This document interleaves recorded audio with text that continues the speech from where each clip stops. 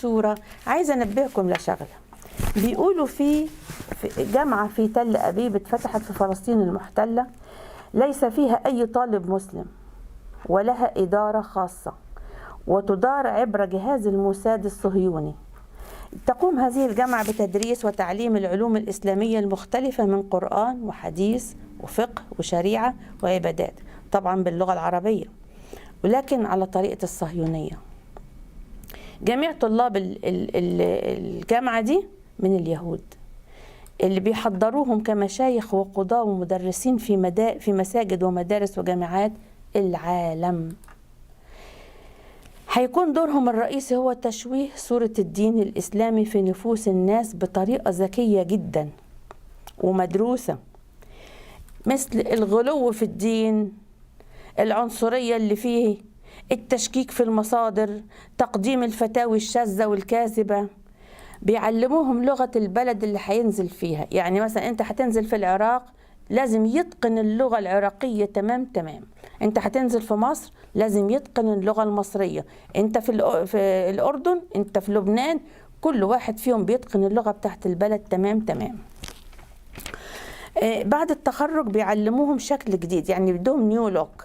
ازاي يلبسوا جبة وعمة وفطان وبعرف شو ايه ولحية طبعا، وادوا له اسماء بقى. موشي بيسموه الشيخ موسى كذا كذا، ديفيد الشيخ داوود كذا كذا، عبد الله، اي اسماء. تبص تلاقي انت طلع لك على اليوتيوب شيخ يذم في دينك ويذم في دين الاسلام، ويبين لك ان القرآن ده فيه كلام اخطاء كتير، والقرآن ده فيه غلطات، وفيه ما فيهوش اي ميزة في اللغة، وكله متخبط في بعضيه. وتلاقي في ناس بيقعدوا بيسمعوه بيكلموه، بيطلع شيخ من هنا ربنا يفتح عليه بينتقده، شيخ تاني بيكلمه بأسلوب عنيف، شيخ تالت بيكلمه.